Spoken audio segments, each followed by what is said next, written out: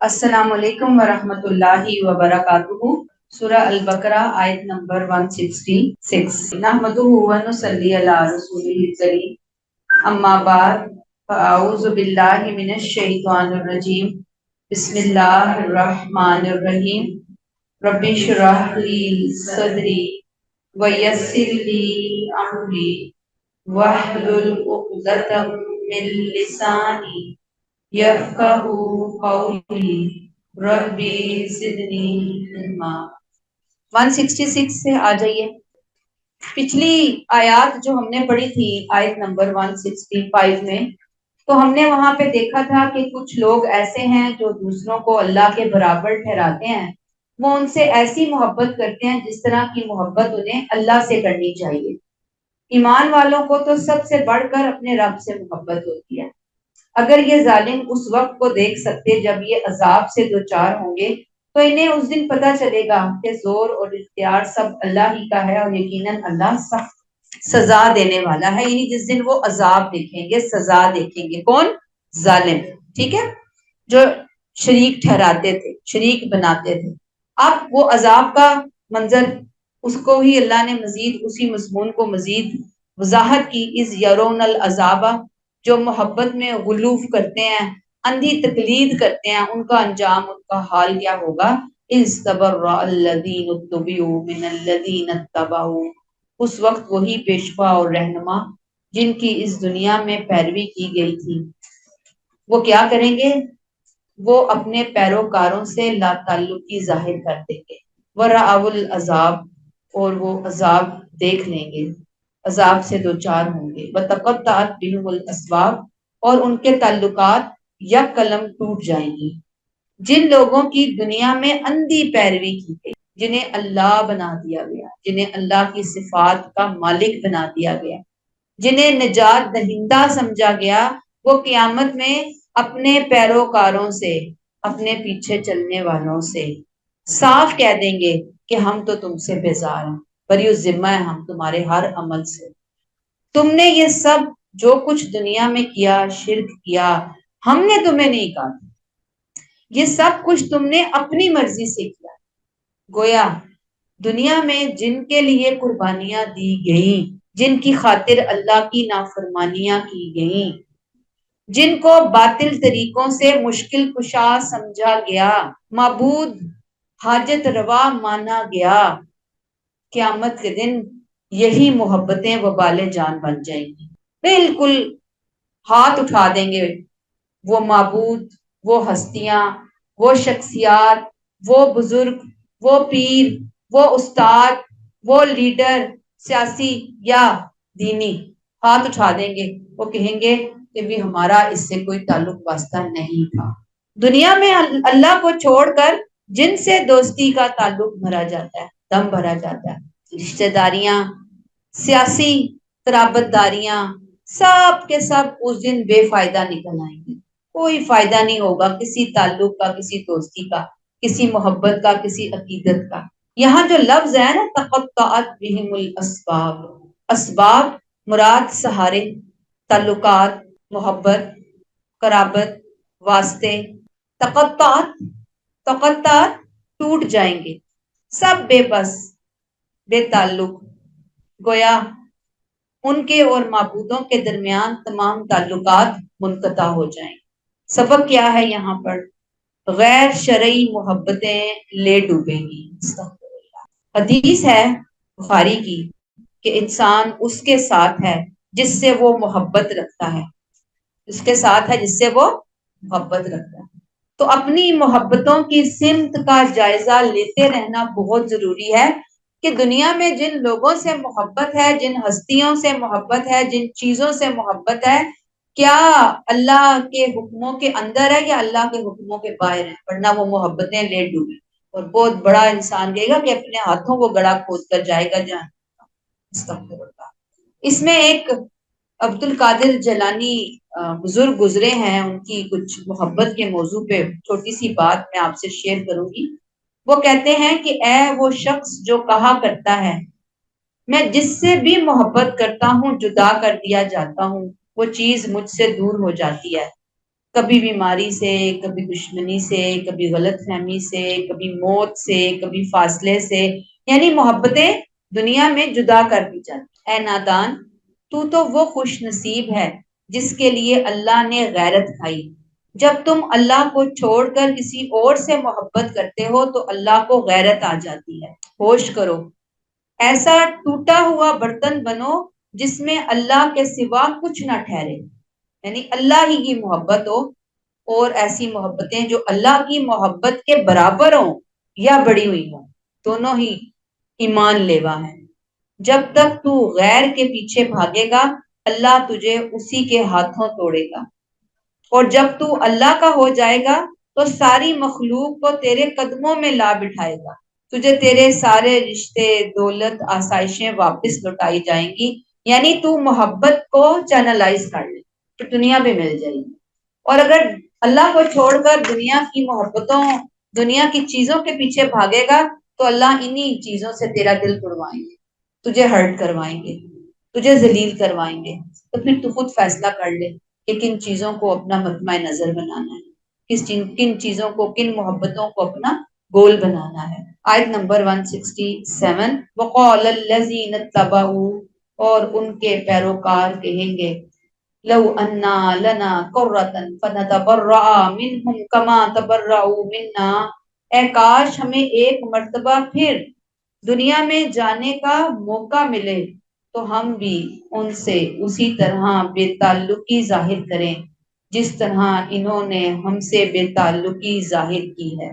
یہ کون لوگ ہیں جو کہیں گے؟ وقال الذین اتبعوا، پیروکار، فالوور، اسٹوڈنٹ، عوام، ان اپنے جھوٹے سرداروں، معبودوں کے حوالے سے وہ حسرت سے تمنا کریں گے، اللہ ہمیں ایک چانس دے دے، کاش ہمیں ایک موقع مل جائے، ہم بھی دنیا میں جا کر ان سے ایسے ہی آنکھیں پھیریں، طوطا چشمی کریں جیسے آج انہوں نے ہم سے آنکھیں پھیری۔ ایک اور زندگی، یہ دنیا میں واپسی کا ایک موقع، کرتن ایک موقع، کس چیز کا؟ دنیا میں واپسی کا۔ جہنمی اصل میں اس دن اپنے انجام پہ، اپنی سزا پہ، اپنی محرومی، اپنی گمراہی پر، اپنی بدبختی پر اتنا پچھتائیں گے کہ اللہ ایک چانس اور دے دے، ایک چانس کی تو بات ہے، ایک چانس ہی کا تو سوال ہے، ہم جائیں اور دنیا میں جا کر حق کا ساتھ دے سکیں۔ اللہ ہمیں صرف ایک موقع دے دے۔ کذالک یریہم اللہ اعمالہم حسرات علیہم، یوں اللہ ان کے اعمال کو ان کو سرمایہ حسرت بنا کر دکھائے گا۔ وہی اعمال جن پر دنیا میں بڑا فخر کیا کرتے تھے، بڑے مطمئن تھے، بڑے خوش تھے، بڑے اکڑتے تھے، اب وہی نیک سمجھے جانے والے اعمال ان کے لیے حسرتیں بن جائیں گی۔ کیوں؟ اس لیے کہ وہ توحید کے بغیر اعمال تھے، وہ اخلاص نیت کے بغیر اعمال تھے، وہ سنت طریقوں کے بغیر اعمال تھے، وہ سارے اعمال گمراہیوں کے ساتھ کیے گئے تھے، وہ عمل صالح نہیں تھے، نہ وہاں ایمان تھا نہ عمل صالح۔ اب دنیا میں جن اعمال پر وہ خوش ہوتے رہے، یہ سب سوچنے والی بات ہے اور سمجھنے والی بات ہے۔ آخرت میں وہی اعمال، جہنم میں وہی اعمال خون کے آنسو رلائیں گے۔ کون سے آنسو رلائیں گے؟ خون کے آنسو رلائیں گے۔ استغفر اللہ۔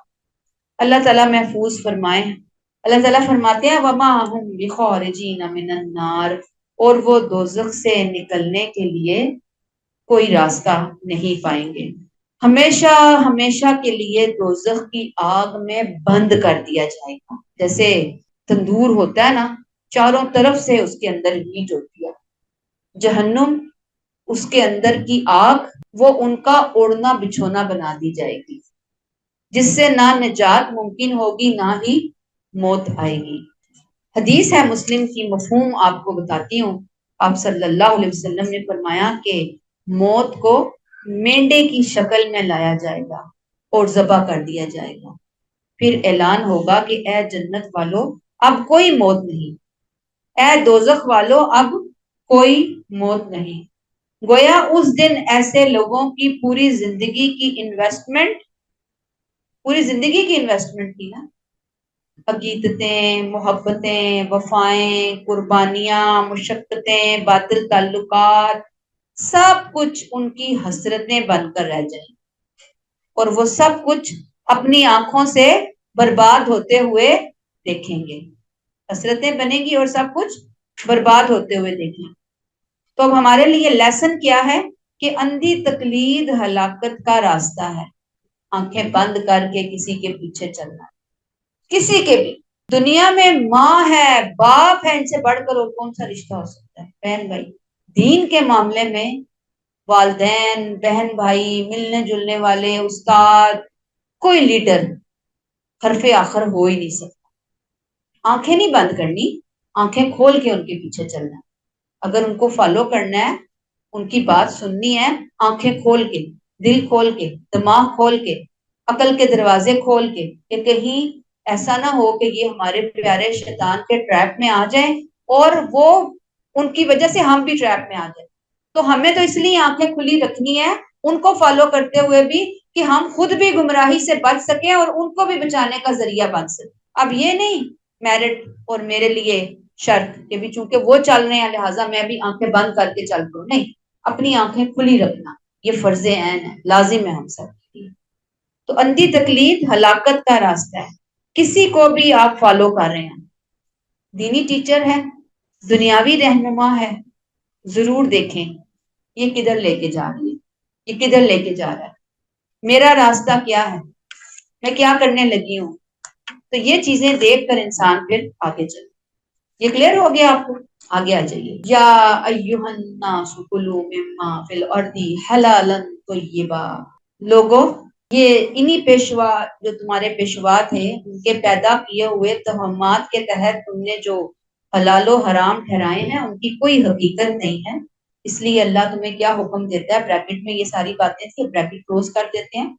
یا ایھا الناس کلوا مما فی الارض حلالا طیبا. زمین میں جو حلال اور پاکیزہ چیزیں ہیں ان کو کھاؤ. پچھلی آیات میں اندھی تقلید، اندھی محبت کو کنڈیم کیا گیا، شرک کو کنڈیم کیا. اب یہاں اللہ تمام بنی آدم کو خطاب کر رہے ہیں، یا ایھا الناس، تمام لوگوں کو، تمام بنی آدم، صرف مسلمانوں کو نہیں.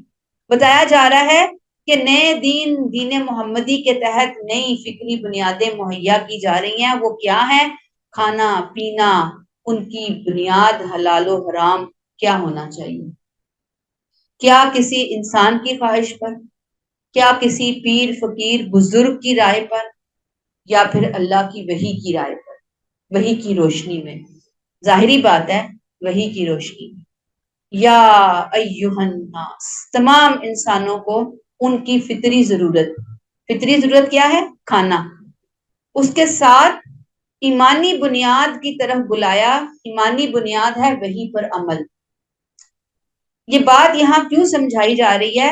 اس لیے کہ مشرکین عرب نے شیطان کی پیروی کی وجہ سے، شیطان کو مانتے تھے نا، اس کی پوجا کرتے تھے، اس کے پیچھے چلتے تھے، اپنے مشرکانہ عقائد، رسم و رواج، توہمات کی وجہ سے بہت سی چیزوں کو حلال یا حرام ٹھہرا دیا.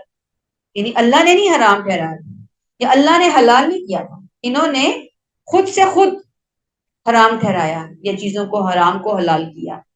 اور اہل کتاب کیا کرتے تھے؟ یہ تو میں نے مشرکین کی بات بتائی. اہل کتاب اپنے علماء اور فقہا کی پیروی میں بہت سی چیزوں کو حرام ٹھہرا چکے تھے. علماء جو کہتے حلال یہ کہتے حلال، علماء کہتے حرام یہ کہتے حرام. یہ ان کی حرکتیں. سورۃ توبہ میں ہم پڑھیں گے جا کر 31 آیت میں، اتخذوا احبارهم ورهبانهم اربابا من دون اللہ. انہوں نے اپنے احبار اور رہبان، یہ ان کے اسکالرز کے لیے لقب تھا، جیسے ہمارے ہاں مولانا، علماء، مولوی صاحب. تو یہاں احبار اور رہبان، انہوں نے اللہ کو چھوڑ کر اپنے احبار اور رہبان کو اپنا رب بنا لیا. رب کیسے؟ جس کو انہوں نے کہا حلال انہوں نے کہا حلال، جس کو انہوں نے کہا حرام انہوں نے کہا حرام. دیکھا ہی نہیں اللہ کی اس بارے میں کیا رائے ہے، زحمت ہی گوارا نے کی اللہ کی رائے کو جاننے کے لیے. دیکھیں ہم جو قرآن کھول کر بیٹھے ہیں, ورڈ ٹو ورڈ کوشش کرتے ہیں ہم اس کو سمجھیں. اسی لیے نا کہ ایک دفعہ خود اپنی آنکھوں سے ہم گو تھرو ہو جائیں, اپنے کانوں سے ہم سن لیں, ہم دیکھ لیں, ہم جان لیں کہ کوئی ہمیں ڈی ٹریک نہ کر پائے, ہم غلطی سے بھی ڈی ٹریک نہ ہو پائیں. ہمیں پتا ہو کہ یہ ہمارے رب کا حکم ہے, ہمیں پتا ہو یہ ہمارے رب کا حکم نہیں ہے. اتنا کم از کم بیسک علم تو حاصل کرنا ہماری ذمہ داری ہے نا. تو قرآن کے ساتھ اٹیچمنٹ ہماری بہت ضروری ہے. ہماری ہوگی تو آگے اپنی بچوں کی, اپنی نسلوں کی ہم تربیت کر سکیں گے, ورنہ کیسے تربیت کریں گے. اب چونکہ امت مسلمہ کے لیے احکامات کی تجدید ہو رہی ہے, پتہ ہے نا آپ کو, پچھلی آیات ہم نے جب کل شروع کی تھی وَإِلَٰهُكُمْ إِلَٰهٌ وَاحِدٌ, یہ میں آپ کو نا پارے کے اینڈ تک بتاؤں گی. احکامات کی تجدید ہو رہی ہے, احکامات دیے جا رہے ہیں, شریعت دی جا رہی ہے, شریعت کی اصلاح ہو رہی ہے, شریعت کے اندر کچھ چیزوں کو نکال کر کچھ چیزوں کو سنت ابراہیمی کے حوالے سے پھر ان کو بنا کر پالش کر کے ہمیں دیا جا رہا ہے. لہٰذا بتایا جا رہا ہے کہ زمین کی چیزیں کھاؤ, ساری چیزیں اللہ کہتے ہیں تمہارے لیے پیدا, مما فی الارض, جو کچھ زمین میں ہے وہ ہے ہی تمہارے لیے. اتنے سال, اربوں سال زمین اور آسمان کے بننے میں لگے, یہ سب اہتمام تمہارے لیے ہوا, یہ ساری ارینجمنٹ تمہارے لیے ہے. کھاؤ, لیکن صرف کھاتے ہوئے دو شرطیں, حلالن طیبہ, ایک حلال اور دوسری طیب. یہ بہت امپورٹنٹ بات ہے, اس میں ہم ڈسکس کریں گے. حلال, یاد رکھیے, شرعی طور پر جائز, جسے قرآن بھی جائز کہتا ہے, جسے سنت بھی حلال کہتی ہے, جائز کہتی ہے.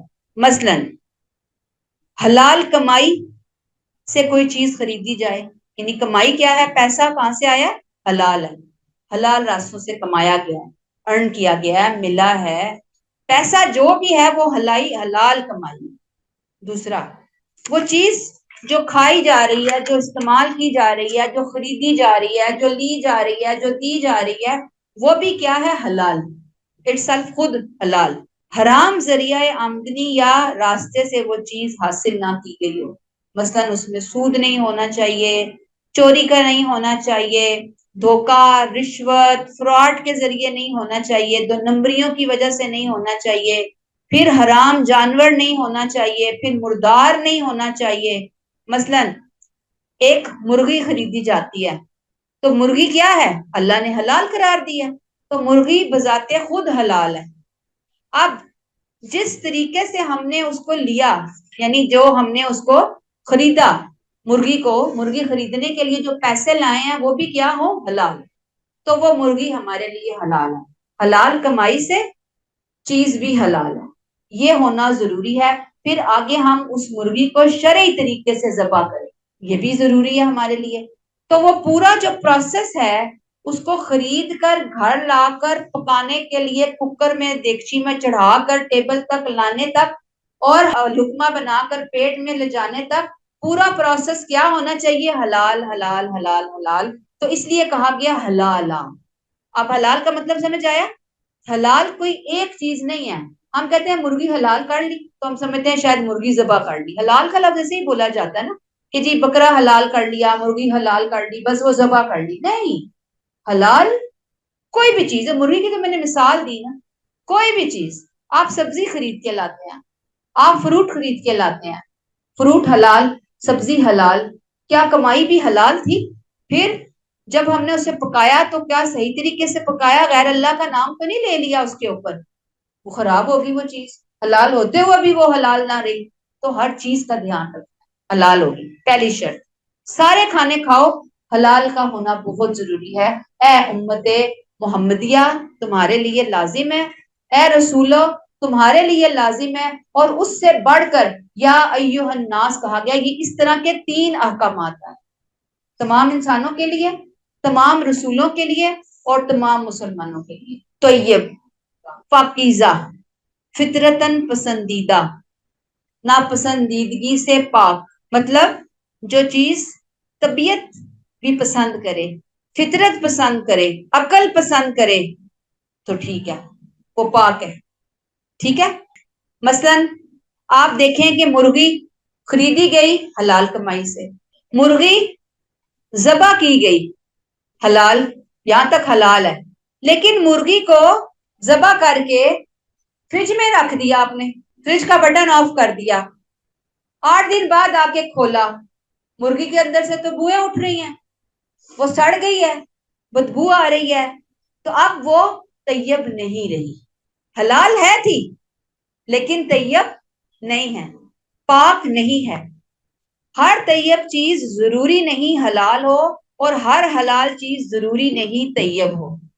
اس لیے ان دونوں شرطوں کا ایک کھانے کے اندر پایا جانا ہونا ضروری ہے. یعنی وہ کھانا حلال بھی ہو اور وہ کھانا طیب بھی ہو. اب میں آپ کو آج پاکستان کے اندر اور ادھر ادھر سے کچھ مثالیں دیتی ہوں. مثلا آپ جائیں ذرا مختلف کنجسٹڈ ایریا کے اندر, گٹر ابل رہے ہوتے ہیں, نالیاں بہ رہی ہوتی ہیں, وہاں پہ لوگ بیٹھ کر جلیبیاں بن رہی ہیں, سموسے پک رہے ہیں, چاٹیں بن رہی ہیں, کھانا کھایا جا رہا ہے. لوگ جو ہیں وہ بہت گندے غلاظت والے ہاتھوں سے ہی وہ بنا بنا کے, ایک ہی ہاتھ پتہ نہیں کہاں کہاں وہ یوز ہو رہا ہوتا ہے, آپ کو پکڑا رہے ہوتے ہیں کھاؤ گئی, پسینہ کھانے کے اندر جا رہا ہوتا ہے, مکھیاں بن بنا رہی ہوتی ہیں. اب تو اللہ بھلا کرے کوئی ڈسپوزیبل برتنوں کا رواج آ گیا, آج سے 10 سال پہلے تک ایسا کوئی رواج نہیں تھا. وہ غلیظ گندی بالٹیاں ٹب, اسی میں ہی وہ گندے برتن پلیٹیں چمچ ادھر ہی دھل رہے ہیں, وہی گندے پانی ایسا کھنگال کھنگال کے وہ دیا جا رہا ہے. پھر کھانے کی چیزیں تک آپ نے دیکھا ہوگا اکثر چھاپے چھاپے جب پڑتے ہیں, اللہ تعالیٰ ہدایت دے ہماری فوڈ اتھارٹی کو بھی کہ وہ مار لیا کرے کوئی چھاپے چھاپے, تو اکثر آپ دیکھتے ہیں کہ وہاں واش رومز کے اندر بھی کھانے کی چیزیں اتنی سٹور کی ہوتی ہیں کہ بندہ جو ہے نا وہ حیران ہی ہو جاتا ہے. پچھلے سال میں نے پڑھا لاہور کا, جیسے یہ فوڈ اسٹریٹ ہے, وہاں کے حوالے سے بڑی ہی مشہور وہاں کی کوئی فش ہے, اور جب وہاں پہ چھاپا پڑا ہے تو ان کی ساری جو مچھلی وہ عوام کو کھلا رہے تھے وہ ساری انہوں نے ڈمپ کی ہوئی تھی کہاں, واش روم کے اندر, اور وہاں سے وہ نکال نکال کے وہ دے رہے ہوتے تھے. یہ صورتحال باہر کی چیزوں کی ہوتی ہے.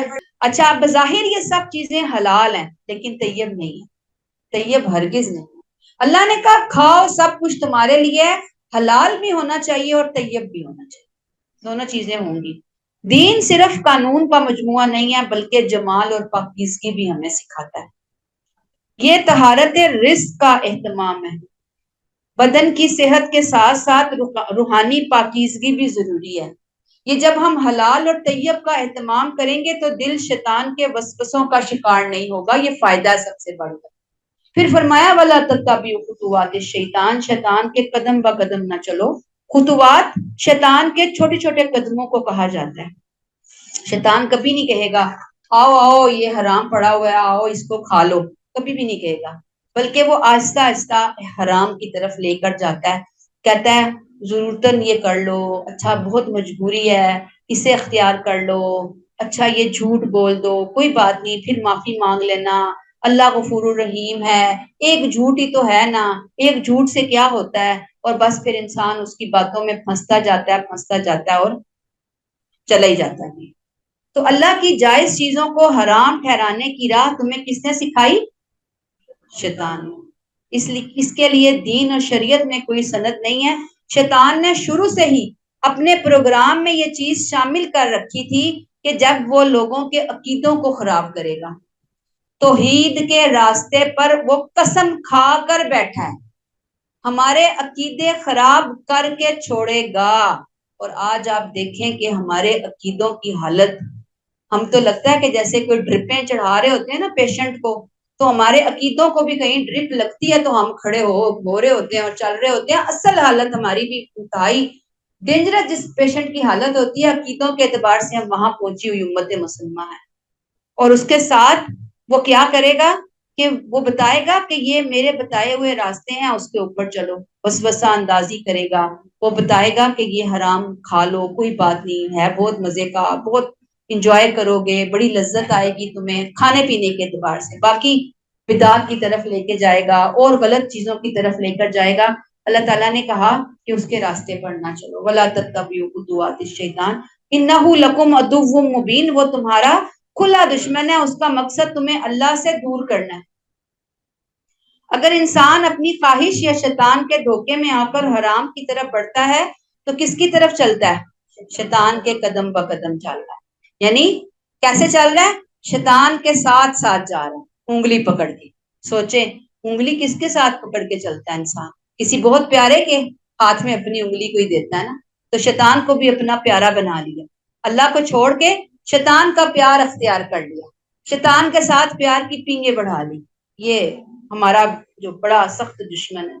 और फिर उसकी अकल, दिल, अमाल में अंधेरा छा जाता है, और फिर उस बंदे की कोई दुआ कबूल नहीं होती और ना कोई इबादत। हदीस है, आप सल्लल्लाहु अलैहि वसल्लम ने फरमाया कि ऐ लोगों, अल्लाह पाक है और पाक के सिवा कुछ कबूल नहीं करता। पाक पाक चीजें लेता है, खाना पीना, पहनना, ओढ़ना, सदका, खैरात, हर चीज में किस चीज को वो पसंद करता है? पाकीज़गी को। दूसरी बात, बहुत लंबी हदीस है, मफहूम बताती हूँ। एक शख्स आया बहुत तवील सफर से, बाल उसके परागंदा, जिस्म गुबार आलूद। वो खाना काबा पहुंचता है, यानी इतनी दूर का सफर तय करके इतनी मुकद्दस जगह पहुंच, दुआ के लिए आसमान की तरफ हाथ फैलाकर कहता है, ऐ मेरे रब, ऐ मेरे रब। जबकि उसका खाना हराम, उसका पीना हराम, उसका लिबास हराम, उसको गिजा हराम की मिली, तो उसकी दुआ कैसे कबूल होती है? हो ही नहीं सकती। तो बहुत सेंसिटिव होना है किसके बारे में? हलाल और हराम के बारे में, हलाल और तैयब के बारे में। अपने बच्चों को सेंसिटिव करना है कि क्या चीज खानी है, क्या चीज नहीं खानी। थोड़ी मेहनत होती है, घरों में ही कोशिश करें कि बन जाए। और अगर कहीं से आप खा भी रहे हैं तो पहले बहुत यकीन कर लें कि वाकई यहाँ का किचन साफ होगा, यहाँ के वर्कर साफ होंगे, तो कोई यकीन आए तो फिर खाया जा सकता है। अदरवाइज कोशिश की जाए कि इंसान फिर घर के बने हुए खाने ही प्रेफर करे।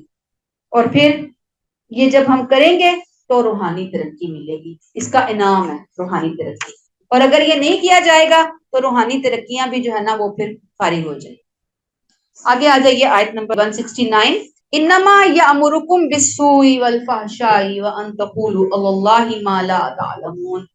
वो तो यही करेगा कि तुम्हें बुराई और बेहयाई की तरफ तरगीब दे, और उसकी तरगीब दे तुम वो बातें अल्लाह के नाम पर लगाओ जो तुम नहीं जानते। पीछे हमने पढ़ा ना आयत 168 में कि शैतान के नक्शे कदम पर ना चलो, वो तुम्हारा खुला दुश्मन है। अब इस आयत से शैतान की दावत, उसकी दावत के 3 फितने, उसकी चालाकियां पता चल रही हैं जो वो इंसानों को गुमराह करने के लिए इख्तियार करता है। क्यों? शैतान का असल मकसद क्या है बताइए? हम तमाम इंसानों को तबाह कर देना, तबाह बर्बाद कर देना। वो हमारा सज्जन नहीं, वो हमारा दोस्त नहीं, वो हमारा खैरखा नहीं, वो हमारा कुछ भी नहीं है भाई। वो हमारा अदुव्वुम मुबीन है, बहुत शदीद किस्म का दुश्मन है वो हमारा। उसकी बात माननी है अल्लाह की। ये वो दुश्मन है जो इब्तिदा ही से तुम्हारे खिलाफ ऐलाने जंग कर चुका है। सूरह अराफ में आगे हम पढ़ेंगे आयत 16-17 में, वो इंसान पर हर सिमत से हमला करता है। शैतान का साफ दावा है कि मैं इनको तेरे सीधे रास्ते पर बैठ कर रोकूंगा, तौहीद के रास्ते पर, आगे पीछे दाएं बाएं, और तू इनमें से अक्सर को शुक्रगुजार नहीं पाए। इन्नमा यअमुरुकुम बिस्सू, शैतान का हुक्म देना। सिर्फ वो ये नहीं कहता ए लोगो आओ ये हराम खा लो, ये हराम काम कर लो, नहीं, बल्कि वो क्या करता है? दिलों में वसवसे डालता है, जहन में गलत सोचें पैदा करता है, बुराई को अट्रैक्टिव बनाता है, खूबसूरत बनाता है, झूठी तसल्लियां देता है, बहकाता है, फरेब देता है, तरगीबें देता है। ये 3 बड़े फितने हैं उसके, 3 बड़े काम हैं, 3 बड़ी दावतें हैं। इन्नमा यअमुरुकुम बिस्सू, वो जो बातें कर रहा है हमारे जहन में डाल रहा है, गंद घोल रहा है, नेगेटिव ब्रेन वॉशिंग कर रहा है, बेकार रहा है। लेकिन याद रखें, हाथ पकड़ के नहीं लेके जाता जबरदस्ती, जब तक कि हम अपना हाथ उसके हाथ में खुद देने के लिए तैयार ना हो। बस वो तो खड़े होकर कहेगा कि भाई आप कुरान क्लास के लिए तैयार हो रहे हैं, तो वो कहेगा क्या करना है, छोड़ो, आज तो मौसम बड़ा सख्त सर्दी है, बारिश हो रही है, बहुत गर्मी है, थोड़े मेहमान आए हुए थे, अब तुम बहुत थक गई होगी, अब तुमने फलां काम करना है, ये जो सोचें आ रही होती है ना, समझ जाया करें ये शैतान के वसवसे हैं। वो ये नहीं कह रहा छोड़ दो कुरान क्लास, छोड़ दो कुरान, वो कहेगा तुम तो बहुत थकी हुई हो, तुम ये हो, तुम वो, इस तरह की चीजें वो हमारे ज़हन के अंदर डालता है। तो अब देख लें, उसके पीछे चलना है, जन्नत से हाथ धोने हैं, या अल्लाह की बात पे चलना है। उस वक्त फाइट करने का फैसला करना होता है ना, कि नहीं मैंने तो फाइट करना है, मैंने इस ख्याल को चटकना है, और मैंने जो काम करना है मैंने वो करना है, मुझे कोई नहीं रोक सकता, दुनिया की कोई ताकत मुझे नहीं रोक सकती। अब बिस्सू, अखलाकी बुराइयां, बिस्सू में कौन सी बुराइयां आती हैं? अखलाकी बुराइयां, मसलन जुल्म, गुनाह, जो इंसान के जिस्म, उसकी अकल, उसके माल को नुकसान पहुंचाते हैं।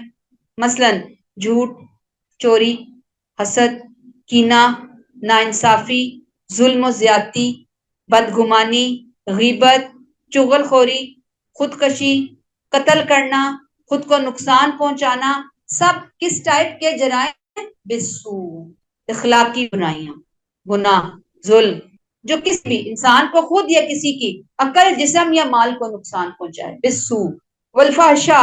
मैंने अभी आपको क्या बता रही हूँ, ये शैतान के तीन बड़े फितने, तीन बड़ी दावतें जो वो इंसान को देता है। फाहिशा, खुली बदकारी, बेहयाई, जिसका असर दूसरों तक पहुंचे। मसलन जिनसी बेहयाइयां, जिनसी बेराह रवी, जिना, होमोसेक्सुअलिटी, लेस्बियन, मर्द का मर्द से ताल्लुक, औरत का औरत से ताल्लुक। वो उस जमाने में लोग नंगे होकर तवाफ किया करते थे जाहिलियत में। शैतान ने उनके ज़हन में डाला था कि ये जो कपड़े तुमने पहने हैं ये तो नापाक और गुनाहों से आलूदा होते हैं, और गंदी चीजों से, नापाक कमाइयों से बाज़ दफा आमेज़ें हो जाती हैं, इसके साथ तुम कहाँ इतनी पाक इबादत करने जाओगे, लिहाजा कपड़े बाहर उतार कर आओ और फिर आओ। देखो कितनी बड़ी दिमाग में शैतान ने डाला। फहश कलामी, कोई भी बेहयाई की गंदी गुफ्तगू, छोटी है या बड़ी है। उरियानी, फैशन के नाम पर, अस्तगफिरुल्लाह। आज जहां दुनिया पहुंची है फैशन के अंदर, और सब औरतों के अंदर आया है, मर्दों में आपको ना होने के बराबर ऐसी इतनी बेहयाइयां नजर आएंगी आपको हर मुल्क के अंदर। ये बाहर तो बहुत तेजी से तूफान आया, हम अपने इस्लामी मुल्क, इस्लामी जमहूरिया पाकिस्तान, ला इलाहा इल्लल्लाह मोहम्मद रसूलुल्लाह के नाम पे हासिल किए गए मुल्क के अंदर देखें जो तूफान आया हुआ है हमारी ड्रेसिंग के मामले में। एक से बढ़कर एक अपने आप को मॉडर्न, आजाद ख्याल करके हम अपने आप को पेश करने में फख्र महसूस कर रहे हैं। एहसास ही नहीं होता कि हम अल्लाह वाले हैं। सिबगत अल्लाह, ये अल्लाह का रंग है, ये अल्लाह का रंग है, ये दुनिया वालों का रंग है, ये शैतान का रंग है। फिर शैतान के रंग को चढ़ाकर फख्र भी महसूस कर रहे हैं, फिर अपने आप को मॉडर्न भी समझ रहे हैं। फिर जो बेचारे थोड़े गाउन स्कार्फ दुपट्टे लेके बैठे होते हैं उनको बैकवर्ड करार देकर उनको तो कहते हैं आउट ही कर दें, जिंदगी से आउट कर दें, दुनिया से आउट कर दें, महफिलों से आउट कर दें उनको। ये हालात हमारे बन चुके हैं। सोचे शैतान ने किस कदर ब्रेन वॉशिंग की है नेगेटिव। उरियानी, और फैशन के नाम पर उरियानी, और दुपट्टे गायब, दुपट्टे उतर के गलों के अंदर, सीने खुले हुए हैं, क्या क्या मेकअप की किस्में हैं, बालों के क्या अंदाज। अभी कोई दीन फैशन से नहीं मना करता, एक दायरे के अंदर रहते हुए आप करें। खवातीन में जो करना है घर में करना है। ये लोगों को दिखाने का क्या मकसद? मर्दों को दिखाना, ना महरमों को दिखाना, और इवन महरम के सामने भी, घर में भी बेटा है तो हमें अलाउ नहीं है कि हम दुपट्टे के बगैर फिरें घर के अंदर, कि हम अपना सीना खोल के फिर। हाँ, सर नंगा है वो एक अलग बात है, उसके बारे में डिबेट मौजूद है, आपकी बाजू थोड़े ऊपर है, इजाजत है, लेकिन अपना अपना जिस्म को कवर करना घर के अंदर ये भी बहुत जरूरी है। बाहर तो जो है सो है, हम तो हर जगह के ऊपर शैतान के हाथों में आकर दीन से हट कर चले। फिर मैंने कहा ना वो क्या कहता है, फहशा की तरफ लेकर जाता है। फिर देखें टिकटॉक पर बेहया मवाद बनाना। आज आप खोलें दुनिया को, तो मैं कहती हूँ उनको तो छोड़ देना, उनके पास वो ऑथेंटिक किताब, ये ऑथेंटिक बातें नहीं है। हमारे पास सब कुछ है, हमारे पास सब कुछ है। अपने टिकटॉकर्स को आप खोलें और आप देखें कहां से हम कहां पे पहुंच चुके हैं। फिर फहश फिल्में, गाने, गानों के अंदर जो फहश जो चीजें आती हैं। फिर पोर्नोग्राफी, دنیا کے اندر پورنوگرافی یعنی کہ گندی فحش ویب سائٹس اور چیزیں دیکھنے میں پاکستان نمبر 1 ہے، میں آپ کو بتا دوں۔ پھر یہ سب اخلاقی فساد ہیں جو ہمارے ہاں اکٹھے ہو چکے ہیں۔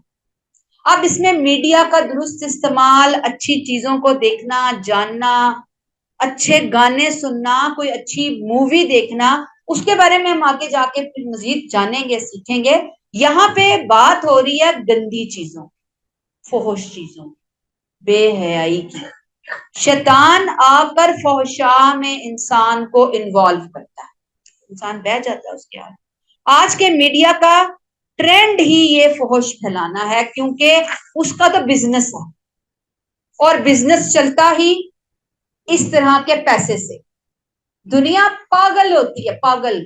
وہ پچھلے دنوں میں وہ کوئی بیبی ڈال کی میں نے کچھ چیزیں سنی، دیکھی کیا، ایک آدھ نظر ہی مجھے پڑی کہ وہ کوئی بنائی کسی نے، کہاں سے اپنی وہ ایکس گرل فرینڈ کی تصویر اٹھائی، اٹھا کر اس نے کہیں اور جوڑی، اس کے اوپر جو اس نے ڈالر کمائے، اربوں لاکھوں ڈالر کمائے، اربوں تو نہیں ہے، لاکھوں ڈالر کمائے اس نے۔ اور وہ کیا تھی، میں اس کی ایک نظر ہی پڑی ہے کہ جی یہ کوئی سکینڈل آیا ہوا ہے، آج کل سکیم آیا ہوا ہے، تو دیکھا تو میں تو حیران رہ گئی دیکھ کے کہ لوگ یہ چیزیں کتنی لائک کر رہے ہیں۔ آخر پورنوگرافی کے حوالے سے دیکھنے والوں نے دیکھی ہیں، دنیا کا ٹھٹ لگا ہوا ہے وہاں پہ، ملینز میں بندے کے فالوورز پہنچے ہوئے ہیں اتنی گندگی اور غلیظ چیزوں کے اوپر۔ آپ سوچیں کہ ہماری مت کیسے شیطان نے ماری، اس کا تو کام ہی ہے تھا۔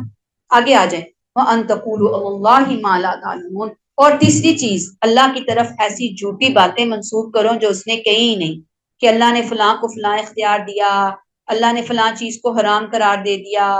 یہ بہت خطرناک بات ہے کہ انسان اللہ کے دین میں اپنی رائے داخل کرے، کیونکہ دین میں بگاڑ ادھر سے ہی آتا ہے۔ اسے ایک اور پہلو سے دیکھیے، پچھلی آیت میں ہم نے پڑھا کہ اللہ نے کھانے کے لیے جو چیزیں ٹھہرائی ہیں حلال، وہ اپنے ظاہر باطن کے لحاظ سے پاکیزہ ہونی چاہیے، وہ خوشگوار ہونی چاہیے، وہ صحت بخش ہونی چاہیے، وہ روح پرور ہونی چاہیے، وہ بیلنس ڈائٹ کے مطابق ہونی چاہیے۔ اس کے بالمقابل شیطان جن کھانوں کو اختیار کرنے کی دعوت دیتا ہے، وہ سب کی سب عقل، جسم، اخلاق کو نقصان پہنچانے والی خوراک ہے، بے حیائی، بدکاری کی راہیں کھولتی ہے۔ اس واضح فرق کے بعد بھی جو لوگ شیطان کی پیروی اختیار کریں، بالسوء والفحشاء وان تقولوا علی اللہ ما لا تعلمون، اللہ نے کوئی بات کہی نہیں اپنی طرف سے فتوے گڑ گڑ کے لوگوں کے سامنے پھیلانا۔ ہاں اللہ بڑے غفور الرحیم ہے، میری بے حیائی پہ مجھے معاف کر دیں گے۔ کیسے معاف کر دیں گے بھائی؟ خود سے تم نے کہاں سے اٹھا لی یہ بات؟ ان باتوں کے اوپر تو بہت سخت قسم کی پکڑ ہے۔ اب ہمارے لیے ٹیک اوے کیا ہے کہ شیطان کی یہ 3 دعوتیں اپنی زندگی کی آخری سانس تک چیک اینڈ بیلنس میں رکھیں، کہ کہیں میری زندگی میں بالسوء والفحشاء وان تقولوا علی اللہ ما لا تعلمون تو نہیں آ رہا۔ یہ بات بڑی ضروری ہے۔ میرے بچوں کی زندگی میں تو نہیں آ رہا جن پہ میں کچھ محنت کر سکتی ہوں، باقی ارد گرد بھی میں کروں گی، لیکن وہ تو میری ٹاپ پریورٹی ہے نا۔ پھر دوسری بات، دین کی بات علم کے ساتھ کرو، اگر علم نہیں تو خاموشی اختیار کرو۔ یہ کہا نا وَأَن تَقُولُوا عَلَى اللَّهِ مَا لَا تَعْلَمُونَ، جو علم نہیں ہے اللہ کے بارے میں ویسی باتیں کرتے۔ جیسے میں نے آپ کو بتایا، اتنے پڑھے لکھے لوگ کہتے ہیں وہ جی قرآن میں یہ لکھا ہے، اللہ نے یہ کہا، دور دور تک اس بات کا نام و نشان نہیں ہے۔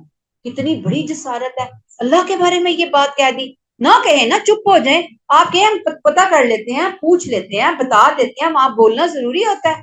شیطان ہر برائی کی ترغیب دیتا ہے اور قرآن روشنی دکھاتا ہے۔ فیصلہ ہمارا ہے کہ ہم اپنی روح کو رحمان کے نور سے روشن کریں گے یا شیطان کے دھوکے میں اس کو جلائیں گے۔ آگے آ جائیں گے، آیت 170 بہت زبردست ہے یہ بھی۔ وَإِذَا قِيلَ لَهُمُ اتَّبِعُوا مَا أَنزَلَ اللَّهُ، جب ان منکرین کو دعوت دی جاتی ہے کہ اپنی ان باتوں کو چھوڑو اور اللہ کے احکام کی پیروی کرو۔ اب دیکھیں نا شیطان کیا دے رہا ہے، سوء، فحشاء، ناحق اللہ کی اوپر باتیں، یہ اس کی پٹی پر چلنے والے لوگ ہیں۔ کون؟ وَإِذَا قِيلَ لَهُمُ اتَّبِعُوا، جنہیں کہا جاتا ہے کہ آؤ پیروی کرو، انہیں اسلام کی دعوت دی جاتی ہے تو کہتے ہیں کہ ہم کیا کریں گے؟ قَالُوا بَلْ نَتَّبِعُ مَا أَلْفَيْنَا عَلَيْهِ آبَاءَنَا، تو وہ کہتے ہیں کہ ہم کس کی پیروی کریں گے؟ اپنے باپ دادا کی، چاہے وہ ہمارے باپ دادا غلطی کیوں نہ ہو. گویا جاہلیت کی اندھی تقلید، ایسی تقلید جو علم اور ہدایت پر مبنی نہ ہو، ناقابل قبول ہے. صرف وہی بڑوں کی تقلید جائز ہے. ہم یہ نہیں کہتے کہ تقلید نہیں کرنی، ٹیچر کو نہیں فالو کرنا. میں بھی تو پڑھا رہی ہوں نا آپ کو. تو صحیح چیزیں ہیں ان کو لیں، جو نہیں ہے فلٹر لگائیں، فلٹر لگا کے ان کو چھان کے باہر کریں، اور جو چیزیں صحیح ہیں لینے والی ان کو لے کے بیٹھیں. تو جب ان سے کہا جاتا ہے غلط باتوں کو چھوڑو، اللہ کی نازل کردہ وحی کی پیروی کرو، تو کہتے ہیں کہ ہم تو اپنے باپ دادا کے بتائے ہوئے طریقوں پر چلیں گے. گویا اللہ نے کہا ہے یا نہیں کہا ہمیں نہیں جاننا. گویا ان کی ساری دینداری آباء و اجداد کی اندھا دھند تقلید پر ہے. نہ ان کے پاس وحی ہے، نہ ان کے پاس دلیل ہے، نہ انہیں فکر ہے، نہ انہیں جاننے کی دلچسپی ہے، نہ انہیں شوق ہے کہ اللہ اس معاملے میں ہماری کیا رہنمائی کرتا ہے. شوق ہی کوئی نہیں، تڑپ ہی کوئی نہیں، لگن ہی کوئی نہیں. ان کا رویہ جہالت، گمراہی اور ہٹ درمی والا ہے. اللہ فرماتے ہیں اولو کان آباؤہم لا یعقلون شیئا ولا یہتدون، اگر ان کے باپ دادا نے اپنی عقل سے کام نہ لیا ہو اور ان کو ہدایت نہیں ملی within bracket، تب بھی یہ اپنے باپ داداؤں کے راستے پر ہی چلتے رہیں گے. آپ دیکھیں کہ اللہ تعالیٰ اس انداز فکر پر سوال اٹھا رہے ہیں. کیا کہ اگر ان کے باپ دادا عقل نہ رکھتے ہوں اور ہدایت پر نہ ہوں، تب بھی یہ باپ داداؤں کی پیروی کریں گے. یاد رکھیے کہ بزرگوں کے ورثے کا احترام ضروری ہے. کوئی نہیں کہتا کہ ان کا احترام نہ کریں، لیکن کیسے؟ دلیل ہونی چاہیے. بزرگ کوئی بات کہہ کے گئے ہیں، کیا قرآن میں ہے، کیا سنت رسول اوتھینٹک سنت رسول میں ہے، پھر ہم لیتے ہیں. نہیں ہے تو پھر معذرت کے ساتھ ہاتھ باندھ کے ہم تو رحمان کے راستے پر چلیں گے. یہ راستہ ہمیں نہیں کسی نے بتایا سمجھایا. سچائی کے لیے معیار یہ نہیں کہ یہ ہمارے باپ دادا کرتے آئے، بلکہ ان کی باتیں، ان کا عمل قرآن اور سنت کے مطابق ہے تو اختیار کرنا ہے، ورنہ ادب سے ترک کر دینا. ایک حدیث ہے مسلم کی، آپ صلی اللہ علیہ وسلم نے ایک لشکر بھیجا اور ایک شخص کو ان کا امیر بنایا. اس شخص نے غصے میں آ کر، اپنے سپاہیوں پہ غصہ آ گیا اس نے آگ جلائی اور لوگوں سے کہا آگ میں داخل ہو جاؤ، یعنی خود کو آگ کے الاؤ میں ڈالو، جل کے مر جاؤ. کچھ لوگوں نے اس میں داخل ہونے کا ارادہ کر لیا اور کچھ نے کہا کہ ہم آگ ہی سے تو بھاگے ہیں. پھر وہ وہاں سے واپس آ گئے، غصہ ٹھنڈا ہوا کمانڈر کا. پھر رسول صلی اللہ علیہ وسلم سے اس واقعے کا ذکر کیا تو آپ نے ان لوگوں سے جو آگ میں داخل ہونا چاہتے تھے فرمایا اگر تم اس آگ میں داخل ہوتے تو قیامت تک اسی میں رہتے. پھر فرمایا اللہ کی معصیت میں، معصیت نافرمانی میں کسی کی کوئی اطاعت نہیں. اطاعت تو صرف نیکی میں ہے. کیا سمجھ آیا اس واقعے سے؟ کہ صحابی ہیں، صحابی رسول، دوسرے نے کہا کہ آگ میں جاؤ، تم نے نافرمانی کی ہے کمانڈر ان چیف کی، سپہ سالار کی، تمہاری سزا ہے. تو اس کمانڈر کی بات ماننی ہے. دین میں آیا کہ بڑے کی بات ماننی ہے، اولو الامر کی بات ماننی ہے. تو اللہ آپ سے فرمایا کہ نہیں، نیکی کے اندر بات ماننی ہے، برائی میں کسی بڑے سے بڑے کی بھی بات نہیں ماننی. اور آج دیکھیں ہم دنیاوی تقلید با مقابلہ دینی تقلید، دنیاوی طور پہ ہم کتنے ماڈرن اور جدید ہو چکے ہیں نا، ہوئے یا نہیں؟ لباس، کھانا، سجاوٹ، سٹائل، سب کچھ باپ دادا سے الگ. باپ داداؤں کی چیزیں، سٹائل عموماً 99%، کچھ وہ بھی فیشن کے طور پہ پرانی چیزوں کو لے آئے بیچ میں تو وہ علیحدہ بات ہے، ادروائز بیکورڈ لوگ کہتے ہیں. دین کے معاملے میں ہم وہی کھڑے ہوتے ہیں جو ہمارے بزرگ کرتے تھے، پھر نہیں ہم نے لینا. یاد رہے رسم و رواج، بڑوں کے طریقے قرآن و سنت کے مطابق ہیں تو سر آنکھوں پر، اگر خلاف دین ہے تو ادب سے ان کو چھوڑنا. یہ لفظ، یہ جملے رٹ لیں، اللہ اور رسول سے وفاداری کا تقاضا ہے. اگر واقعتاً ہم یہ سمجھتے ہیں، ٹیک اویز، ہم تو یہی کرتے آئے، ہمارے بڑے یہی کرتے آ رہے ہیں، معاشرے میں یہی ہو رہا ہے، یہ جملے چھوڑ دیں. خود قرآن و سنت کو چیک کریں، آگے بڑھیں. اللہ نے کیا فرمایا، کیا کہا، کیا حکم دیا. حق والے راستے کا انتخاب ہماری اپنی ذاتی ذمہ داری ہے. کوئی آ کر ہمیں سیدھے راستے پر نہیں لے کر جائے گا. میرٹ باپ دادا نہیں ہے، میرٹ کیا ہے؟ قرآن و سنت۔ اللہ ہمیں توفیق عطا فرمائے کہ ہم اس میرٹ کو فالو کرنے والے بنیں، آمین۔